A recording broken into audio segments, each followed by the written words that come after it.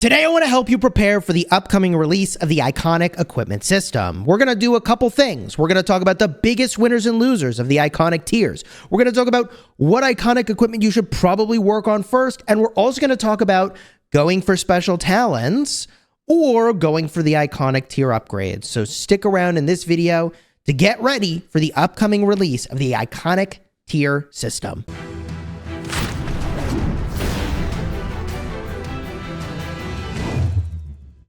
Hello, my friends, and welcome back. I'm Chisgule Gaming, and today's video is sponsored by the makers of Rise of Kingdoms. And yesterday, I was very fortunate to be able to release a video where I got to showcase footage from a test server. And the developers made it really clear, like, hey guys, you get to make this one video from the test server, and that's it. So today we're going to talk about some of the things that we learned from that footage where we got to be in the test server, but I'm not going to include the test server footage. So if you want to see the exact bonuses on each piece of equipment, I covered that way in depth in my video yesterday. Card will be up top, but also in the end screen. And you may want to stick around anyways in this video because I've got a lot of takeaways that I think we all can benefit from based off of what I shared in yesterday's video. So let's get started, first of all, with the biggest winners and losers of the iconic tier system. I mean, hey, look, when they release a new system in the game, there's going to be winners, there's going to be losers. And the winners, by far, are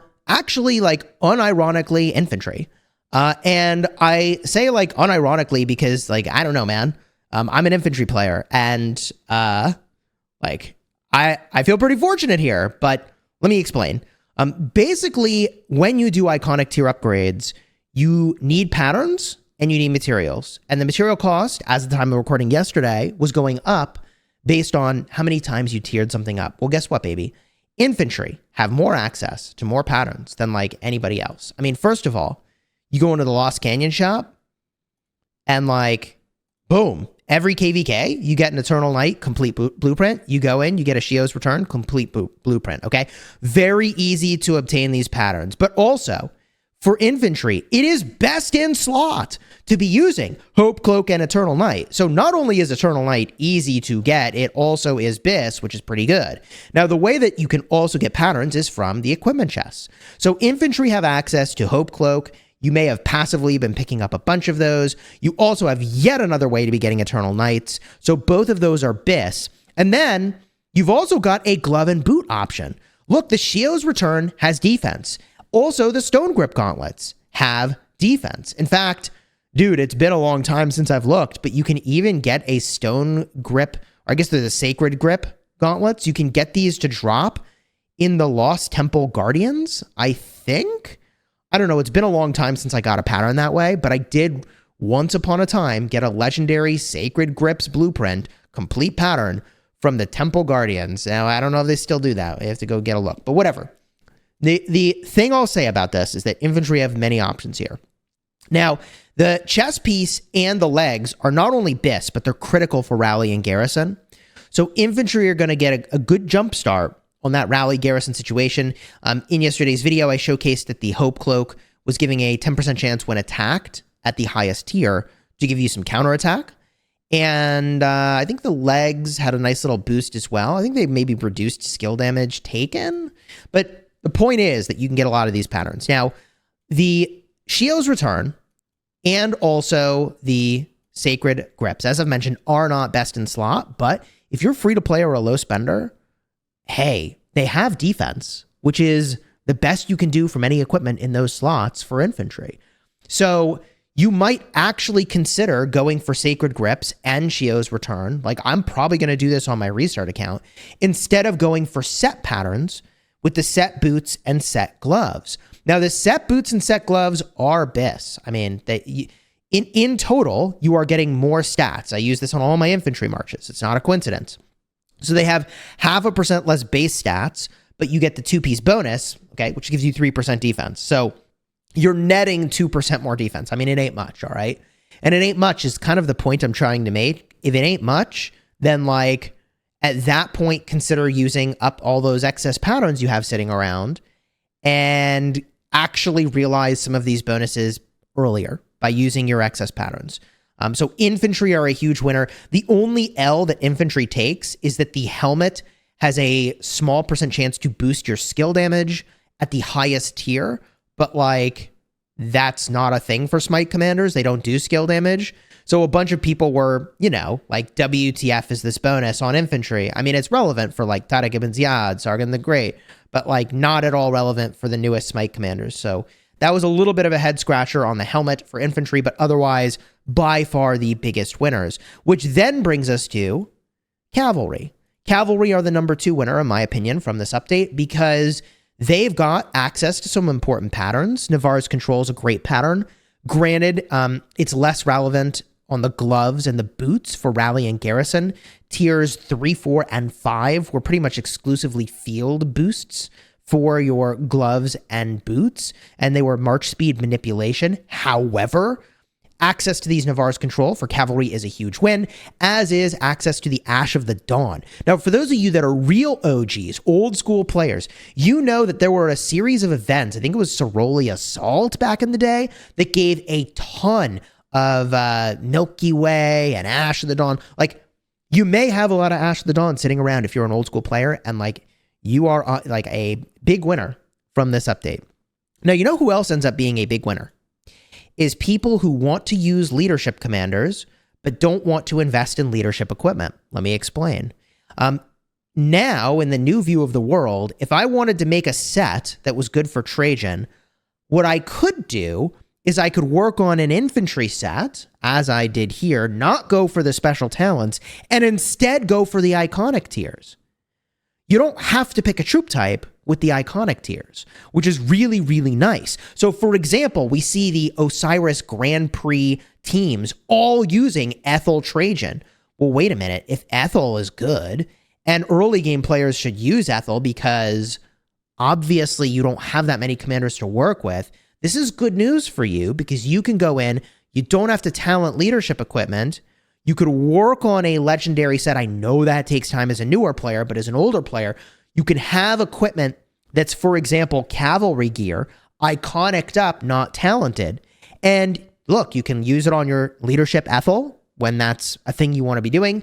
You could use it on your cavalry. You get the full bonuses either way. And then when you're ready, eventually, if you ever go for talents, you can talent a cavalry and go for the cav gear, right? And I think that for people who want to use leadership commanders, this is a cleaner, I think, way of working on equipment that you don't have to worry about whether or not it will be relevant or BIS later, even though it may be BIS at the time that you make it. F's in the chat for Chisgule. Maybe, to be determined.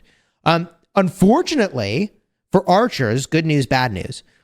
Good news is, hey, your set was already almost BIS. All right, it was almost already best in slot. You had the unequivocal best set in the game. Okay, infantry, you would never see an infantry player rallying or garrisoning with a 6-piece bonus. Cavalry, you almost never see people going for the 6-piece bonus. Archers have had a real, I think, nice states they could go for here. Now, in fairness, technically you can do better than this. And the thing that I think is better is to go for the KVK bow crit and to go for the KVK helmet crit. But you have to have both of them crit before it will be better than just having what you see here. So the point that I'm trying to make is, you know, like, okay, cavalry, or rather archers, have had it pretty good for a while, but they do not have any relevant patterns that are showing up inside of any of these other systems in the game. Pretty much, I mean, you go look at what you get from these keys over here, and it's like all attack gear, and you'd rather have defense than attack, and you'd rather have health than defense in most situations. I know that's an overgeneralization, but, you know, here's your archer attack. Well, you don't want to use that. Here's your archer attack again. You probably don't want to use that. And then you've got archer gloves, which are attack, and like, you probably don't want to use that. The Milky Way, however, is super legit, but also the archer set chest is really, really, really, really good. So we're going to have to do some more investigation into like what would a free-to-play / low-spend archer player do to sort of leverage these patterns and like what's the best path forward for them. But I would say that the biggest winners, again, are the infantry. And unfortunately for archers, like because their set is already so good, you want more of that set, which is just harder to obtain than, you know, any of these other patterns that end up being BIS for the other troop types. All right, so biggest winner infantry. Unfortunately for archers, a little bit more difficult to go work on their stuff. What the heck do you work on first? So this is actually really clear if you're a rally lead or a garrison captain. So I'll cover this very briefly. But we know that all the way through tier 5, you get combat bonuses. There's a few exceptions along the way. I think tier 3 is almost always like a troop bonus, but for helmet, chest piece, legs, weapon, the accessories, on all those pieces, you're getting combat effects. So that's where you focus first. If you are pattern limited, like for example, KVK patterns are hard to come by, then you go for the weapon first. This I feel is pretty obvious because the KVK weapon is going to cost you more materials, but give more stats. So if you have a limited number of patterns, go for the weapon first, then go for the helmet.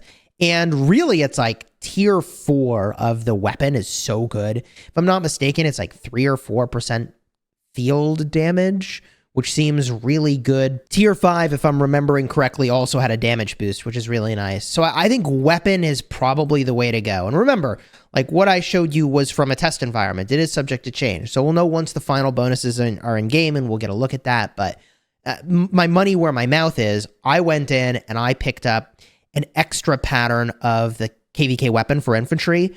I've held 2 conquest coins, and so I can immediately pick up another weapon for infantry at the start of the next KVK to try to accelerate my progress toward having a hammer that will give me those relevant, combat boosts, all right? The thing that a rally leader garrison captain can almost entirely skip is actually the boots and the gloves, weirdly enough. The boots and the gloves have a combat boost at tier 2, but then at tier 3, 4, 5, it's mostly march speed manipulation or troop count. So that's what you would focus on last. Now, if you are a fielder with a bunch of iconic crystals and, not many legendary equipment pieces, then actually the thing you should go for is just more legendary equipment. Like the iconic crystal costs you no materials to deploy. It's just gold. And it is a lot of gold, but like, I think that if you have more crystals than legendary patterns already made, then you probably just want to make more legendary patterns and then claim the, base stat boost you get from just putting an iconic crystal onto a piece. I think that's probably the way to go. Now, most people are not in that situation of just being flush with iconic crystals. So if you're the other way around and you have more legendary equipment than your iconic crystals, then I think what you want to do is prioritize as follows. I would say start with the pieces where you have special talents. Like for example, I'll start on my infantry over here, right? The Hope Cloak, I'll work on this maybe. Sturdy Boots of the Eternal Empire. Like I think the game plan as someone who's material constrained, which like, let's be real, like we all are, is just a question of how constrained you are. But I think for like the realistic case scenario, you just work opportunistically to use up your patterns and gain value, right? Use your patterns, gain value. If the costs work the way they did in the test environment, when it gets to the real situation, the cost goes up as you go.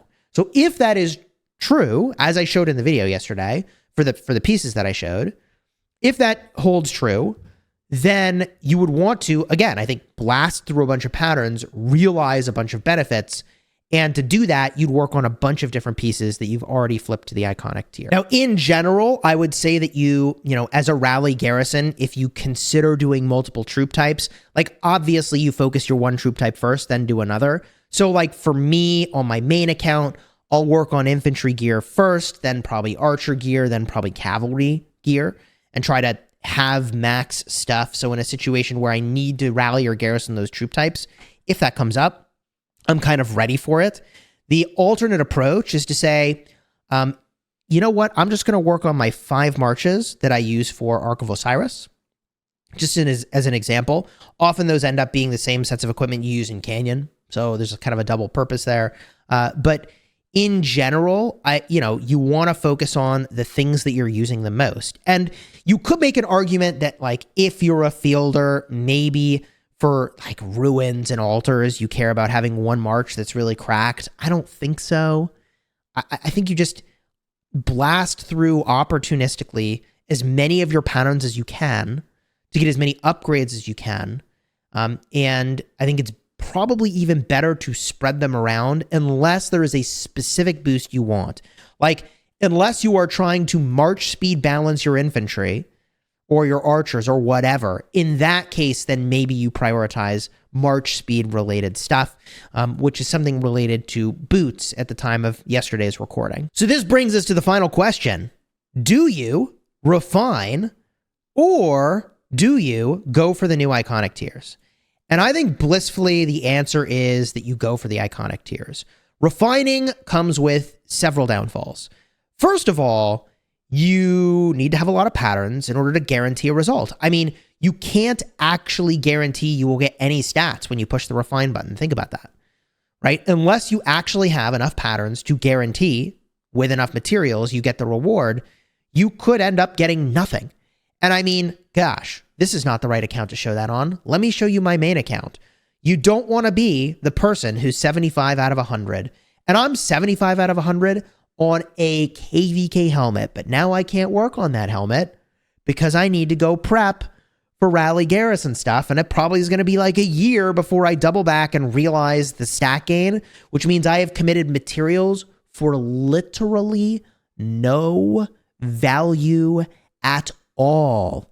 Remember, I will have committed, I believe it was like 6 conquest coins and all those materials, and I have realized literally zero value. Zero value. I just want people to really understand when they're like, I'm going to refine before I go for iconic tiers. Like, is that the right play? It depends on whether or not you can actually get more of those patterns in an expedient manner, all right? So if you can, you could consider it. Personally, I think the iconic tiers are the way to go. The only exception is going to be for people that are rally garrison, for boots and gloves specifically. Because in that case, remember, tiers 3, 4, 5 are not combat boosts, not really. They're not relevant for rally garrison anyways, for the most part. So instead, after you get to iconic tier 2, which was a stat boost, then you go for the crit, because you're actually getting stats, and those stats are super relevant.